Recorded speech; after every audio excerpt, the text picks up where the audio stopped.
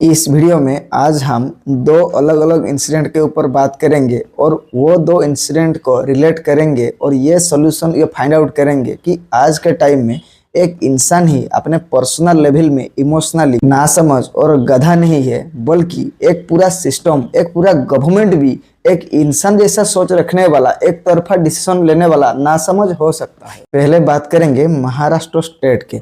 Maharashtra state में अब देवेंद्र फडणवीस जी CM बनने के बाद अभी महाराष्ट्र में मराठी लैंग्वेज को कंपलसरी मैंडेटरी कर दिया है। अब महाराष्ट्र में ये रूल हो गया है कि आप सभी ऑफिशियल डॉक्यूमेंट, ऑफिशियल लैंग्वेज आप ऑफिस के टाइम में ऑफिशियली सब मराठी लैंग्वेज ही यूज करेंगे। चलो, बात तो अभी तक ठीक था कि अगर आपके स्टेट में अपना लैंग्वेज को आप प्रमोट करने के लिए, गुड गवर्नेंस के लिए अगर आपके स्टेट लैंग्वेज को आप मैंडेटरी करते हो तब तक वो एक लिमिट तक सही है। लेकिन प्रॉब्लम तब शुरू होता है जब आप कहेंगे कि इसको जो उल्लंघन करेगा उसके ऊपर कार्रवाई लिए जाए। इसका मतलब आप लोगों के फ्रीडम को छीन रहे हो। किसी भी चीज को रेकमेंड करना कोई खराब नहीं है, लेकिन प्रॉब्लम तब शुरू होता है जब आप रेकमेंडेशन से हटकर ये चीज फोर्सफुली हो जाता है। इसका मतलब आप लोगों के फ्रीडम ऑफ चॉइस को सप्रेस कर रहे हो। अगर किसी का मन हुआ वो मराठी में बात नहीं करेगा, किसी और लैंग्वेज दूसरा स्टेट में बात करेगा, उसका कंफर्ट उसी में है,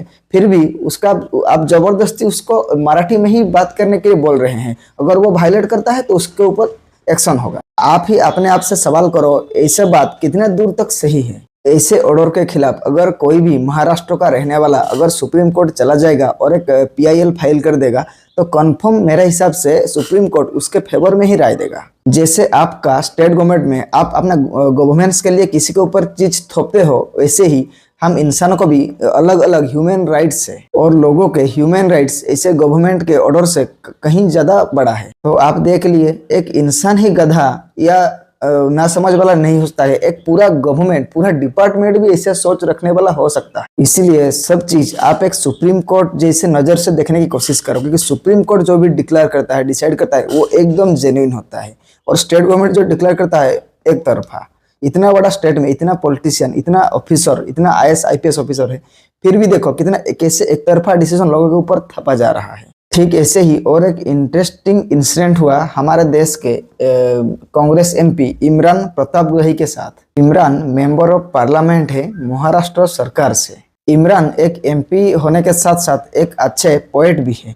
और इंसिडेंट क्या हुआ, वो अपना इंस्टाग्राम में एक पोएम शेयर किया। एक एफआईआर उनके खिलाफ लॉन्च किया गया, ये कहते हुए कि उनके पोएम से सोशल हार्मोनी और सोशल डिस्टर्बेंस हुआ। इसके बाद बात पहुंचा गुजरात हाईकोर्ट। गुजरात हाईकोर्ट भी कांग्रेस एमपी के फेवर में नहीं गए, उनके अगेंस्ट रूलिंग दिया। इसके बाद बात पहुंचा हमारा देश के सुप्रीम कोर्ट। और सुप्रीम कोर्ट जैसे ही ये इंसिडेंट पहुंचा, सुप्रीम कोर्ट जज ने ये पहले कहा कि पहले आप पोएम को अच्छा से तो सुन लो। उस पोएम में ऐसा कुछ भी नहीं है जो एक सोशल डिस्टर्बेंस एलिमेंट हो। और उन्होंने ये भी कहा ये पोएम सोशल डिस्टर्बिंग नहीं, सोशल को अच्छा मैसेज देने के लिए बना है। पहले आप पोएम को अच्छा से सुन के थोड़ा उसको रिव्यू करके उसको थोड़ा जज करो, ये राय दिया सुप्रीम कोर्ट ने। तो आप खुद से एक बार सोचो, अगर कोई ओपोजिशन एमपी कुछ पोएम भी छोड़ रहा है ना, तो उसके ऊपर कार्रवाई हो रहा है, और वो भी महाराष्ट्र के एमपी। लेकिन कार्रवाई या केस कहाँ हुआ? गुजरात हाईकोर्ट में।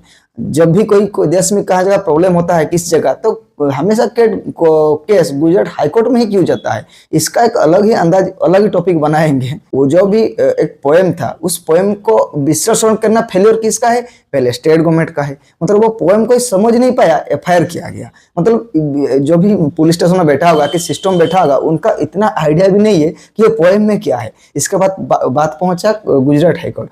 गुजरात हाईकोर्ट में भी कांग्रेस एमपी के सपोर्ट में राय नहीं गया। मतलब हाईकोर्ट को भी ये सब चीज नहीं दिखा। इसके बाद जब भी सुप्रीम कोर्ट में बात गया तो सुप्रीम कोर्ट तुरंत डिटेल डिस्कशन करके सारे केस बंद करने को गुजरात हाईकोर्ट को और स्टेट को, गुजरात मतलब गवर्नमेंट को तुरंत ऑर्डर दे दिया। तो आप खुद देखो, हम इंसानी गधे या नासमझ नहीं है, पूरा सिस्टम, पूरा गवर्नमेंट भी कैसे नासमझ हो सकता है। बात करेंगे कि कोर्ट में कितना केस पेंडिंग है, जज की कमी है, इतना रेप केसेस चल रहा है, उतना मर्डर केस पेंडिंग है, लोग जेल में बिना वजह सड़ रहे हैं। लेकिन आप थोड़ा देखो कैसे कैसे मैटर को भी कोर्ट को हैंडल करना पड़ रहा है, ऐसे छोटे मोटे मैटर को भी हाई कोर्ट में चला जाएगा, ऐसे मैटर में वो भी ना समझ होके तो आखिर में कितना टाइम बचेगा कोर्ट के पास भी, वो तो फ्री में नहीं बैठा है। कोर्ट में केस करने के लिए बहुत बेसिक नीड और ऐसे बहुत इंपॉर्टेंट चीजें हैं, उनके ऊपर किया जा सकता है। लेकिन हमारा कोर्ट केस क्या होगा, ऐसे अपोजिशन वाले कुछ बोल दिया उसको कोर्ट पहुंचा दो,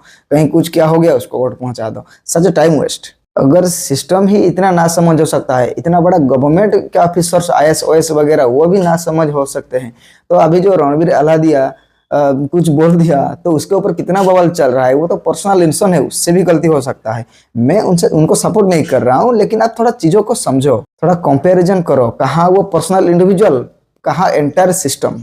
ऐसे और इन्फॉर्मेटिव वीडियो के लिए हमारे साथ जुड़े रहिए और हमें सपोर्ट करना कभी भी मत भूलिए।